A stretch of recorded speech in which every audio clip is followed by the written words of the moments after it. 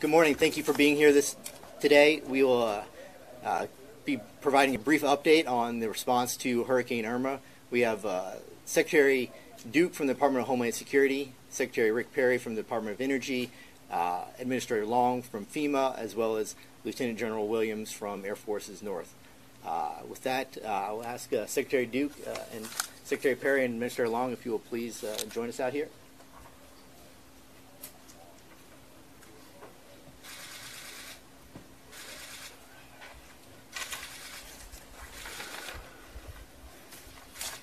Good morning, everyone. Thank you for being here today.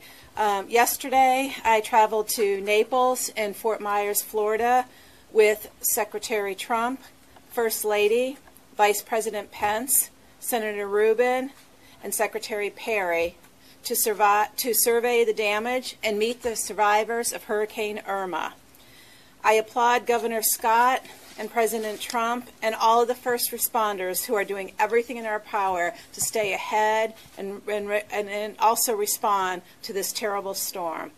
I would like to thank also more than 40,000 federal personnel, including over 2,600 FEMA staff, and also the Disaster Recovery Surge Force, who have volunteered to support the state in this recovery effort.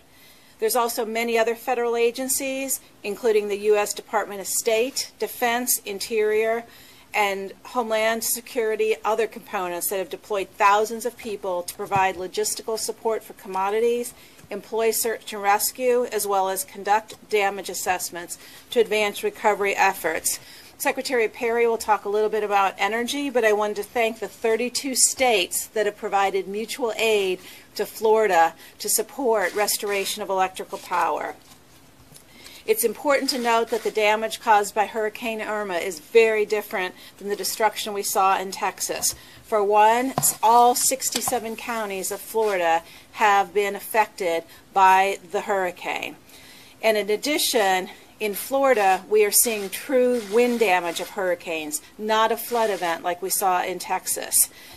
That means that homes are demolished, boats have been tossed about like toys, trees have been reduced to splinters, and power lines are gone. We are talking about power reconstruction, not just restringing lines. When I was down there yesterday, I saw many encouraging signs.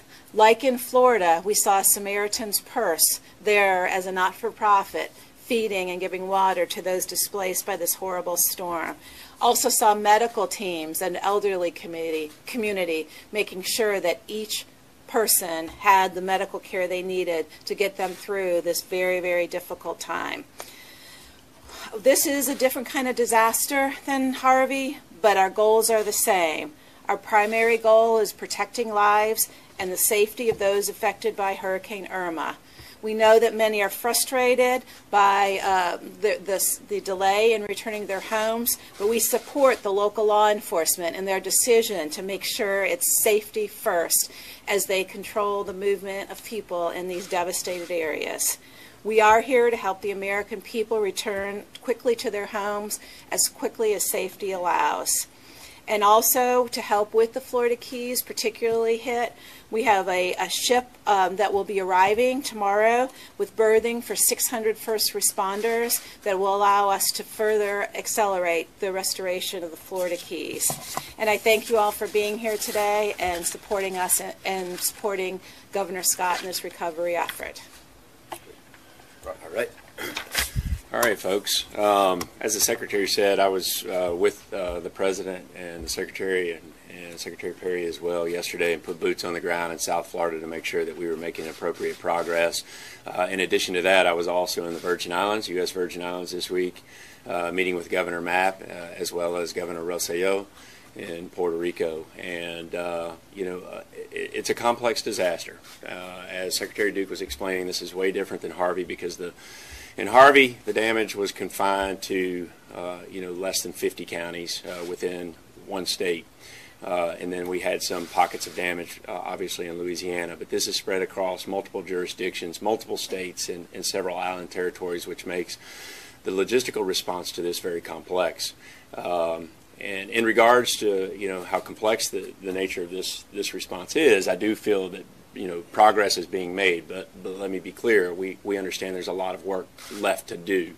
And as we've been saying, for example, the power is going to be out for multiple days, if not weeks in some areas, because of the way the storm attacked us. And we're continuing to make progress, but I realize we have a long way to go, and I believe Secretary Perry is going to update us here in a minute on how we're doing that. We're also very aware of the fuel distribution issues that are taking place. It's not as easy as just bringing a generator down to a private gas station and being able to get the fuel out of the ground where the power's off. Many of these places have not been retrofitted to handle generator power, and that's something that we have to look at as a nation going forward, as how do we mitigate these problems in the future.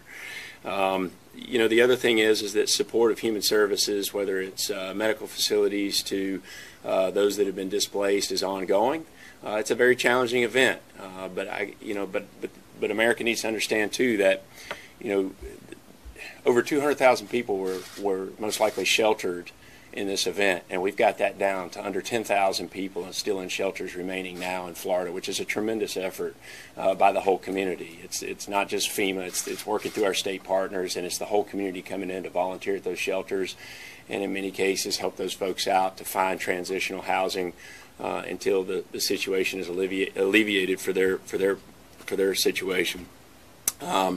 We have a long way to go. It's only day 4 after Irma has exited the state, and we're going to continue to do that. So fuel distribution, power restoration, support to human services, debris removal, and commodity distribution are the priorities for today.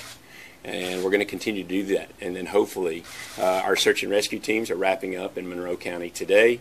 And so, the good news is that the search and rescue mission is complete. It's time to start shifting and focusing on the bridge and the pathways to recovery. Already in Florida, we've had 300,000 people registered for individual assistance.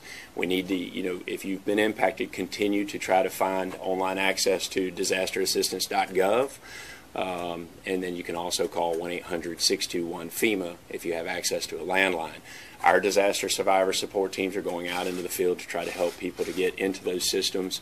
And additionally, if you're an NFIP holder, please continue to call your insurance agent and activate your policy so that we can, if you've sustained damage, start money flowing to that.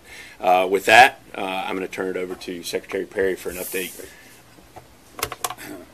Brock, thank you very much. I want to take just a moment and share with you from a personal perspective of a governor, 14 years of being the governor of a rather large state that had a lot of disasters. Never in American history have we had the size of these disasters with the close time period involved. Harvey followed Irma, and 3 areas of this country being impacted in a powerful way. Obviously Texas, then the U.S. Virgin Islands in that Caribbean area, and then Florida. And I have seen 2 people perform in an extraordinary way. Secretary Duke, on the job how long before these storms got here? About a month. And she doesn't have just these storms to deal with. The acting secretary of the Department of Homeland Defense, Homeland Security. I mean, it is a monumental task. And I have seen an individual who has been incredibly professional, calm, and collected during a period of time that's been as disruptive for the emergency management side of what the federal government does. And Elaine, I just want to tell you thank you for the job that you've done.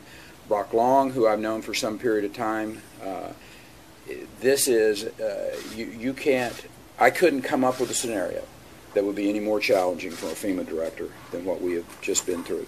With that said, to date, this has been an incredibly well run operation, focused, disciplined, working with the state partners in a very, very good way. The cautionary note is, to date, this is now the hard part. The recoveries are always difficult. This is going to be a long recovery. I try to caution people. The easy part of getting the electricity back on in Florida is done. The tougher parts are in front of us.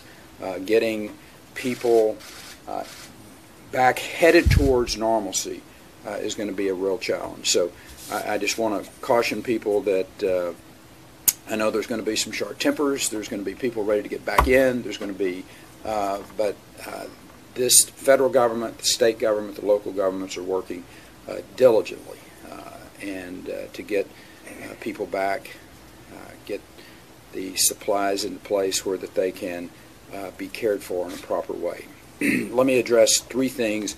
Restoring the power, and I think we've all touched on that just a little bit.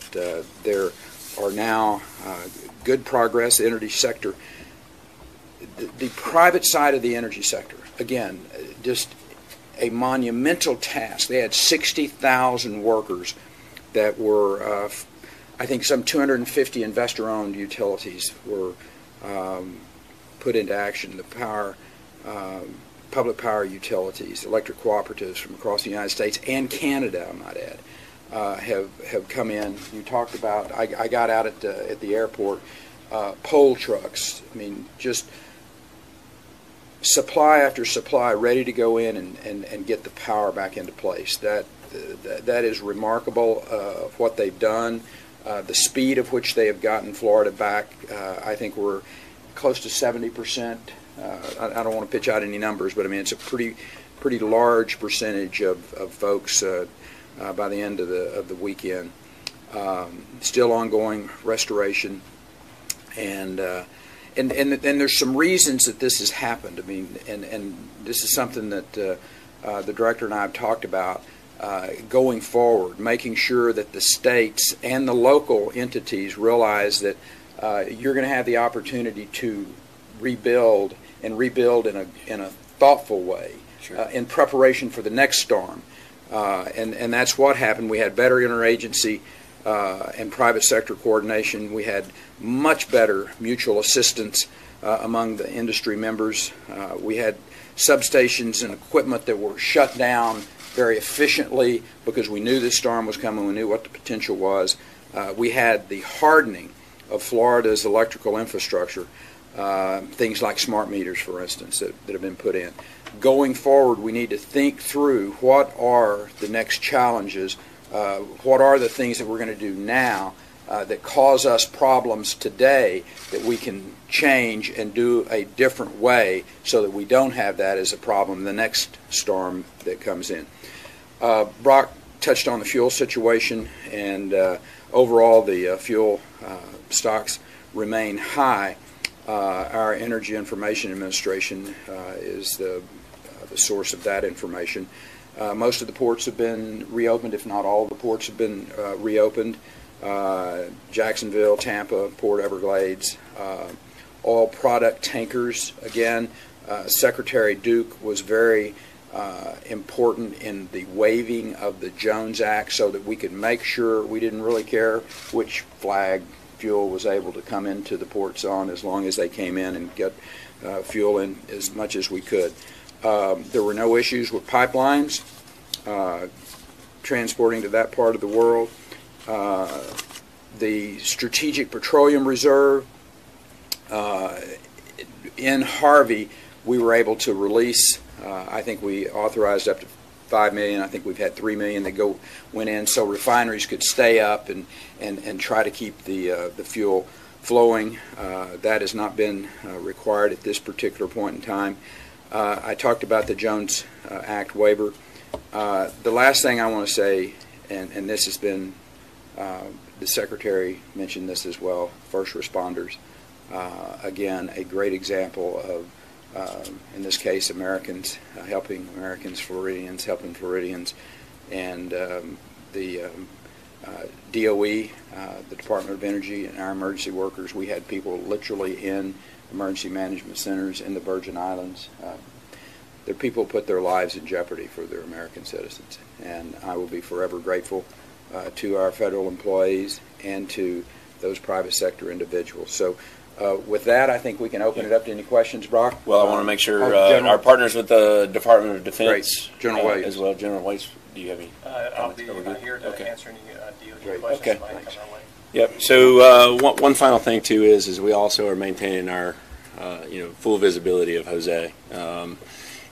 Obviously anybody from coastal North Carolina to New England needs to be watching this storm very closely over the next 5 days. Hopefully it tracks out to sea, but the reality is that the air cone is too close to the United States for my comfort. So citizens need to be monitoring that very closely. So questions. Perfect. Nobody's going to ask anything. Can you walk us through what temporary housing will be for people post-Harvey and post-Irma? Are FEMA trailers going to be coming in, and how quickly will that happen? We don't have enough FEMA trailers for all the homes that are destroyed, and this has been an extraordinary, if you combine Harvey and Irma, this, as I've been saying, this is an extraordinary event that is going to require innovative solutions when it comes to housing. The way we've done business in the past has not necessarily been successful either. It's been a frustrating road, and I am more than willing to, and we're already working with Governor Abbott to look at innovative ways to help people get back into their homes, and not necessarily bringing in manufactured housing or travel trailers. What are better options? But to explain it, what I'd like to do is, here's the process. I want Alex Amparo, my recovery director, to go through it. So we begin first with an individual and their family, their case. If they're insured, insurance proceeds will find the best way for them to be able to repair or replace their home. We look at both insurance and flood insurance, their regular insurance and flood insurance, to be able to do that. FEMA does provide assistance in repair to someone's home, so for a pocket of the population, that will be sufficient for them to be able to get back into their damaged dwelling. Moving forward, we also provide rental assistance. And so we want to make sure that in all of the impacted areas, we're taking advantage of the rental markets that exist. Every available landowner, homeowner that can provide that, I think now is an opportunity for them to put places up for rent. We also look at assisting commercial buildings that do provide rent. So we have a program that does provide assistance to repair commercial apartments so that disaster survivors can then go use that for housing. In all cases, we're working through the state, the governors, as the administrator has mentioned, as they lead their priorities in housing. In addition to that, as part of the federal government, the Housing Urban Development will also provide assistance to another pocket of population to help them replace or repair their home and bring it back to a livable condition. So across the board, there are multiple different options. Their communities will, in working with governors, will look at all of these options and find which ones work best. This is a multi-pronged approach. There's not a one-size-fits-all in this. Quick follow-up question. After some past hurricanes, FEMA brought in cruise ships as temporary housing. There were some issues with that.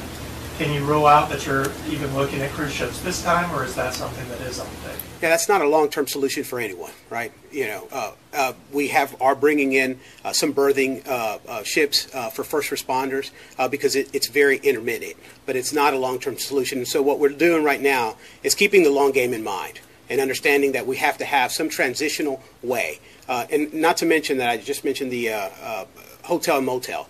As power comes back on within the state of Florida, their capacity for us to put disaster survivors into motels while they fix their homes, that will be a big solution for many, but multi-pronged approach across the board. But I think it's important also, Governor Abbott's already taken a very proactive approach and established his recovery commission, not only from a housing standpoint, but from an economic recovery standpoint. Emergency managers like me have never been trained on how to generate sales tax revenue after you've lost a large or significant portion of your infrastructure. So again, in the recovery, it's all the whole community's got to come together. It's multiple agencies that are going to have to work together to solve the housing issues as well as how we put these communities back together in an economically viable manner. Yes, ma'am. You both talked about how to rebuild tougher so they give us all less time. Specifically, what steps are you looking at? Is it conversation around building codes, where to build, zoning, maybe not rebuilding parts of the keys? All of that's part of it, a conversation. I can tell you from the standpoint, I've played on both teams, and when you come in and say, this house is flooded, for the third time, maybe fourth time in the last 12 years. There's a conversation that needs to be had. I mean, I can assure you there is a citizen in Idaho that's going, wait a minute, why are we paying for the restoration of a home that is flooded now for the fourth time? Those are tough conversations. I understand that. But they're ones that need to happen in the states.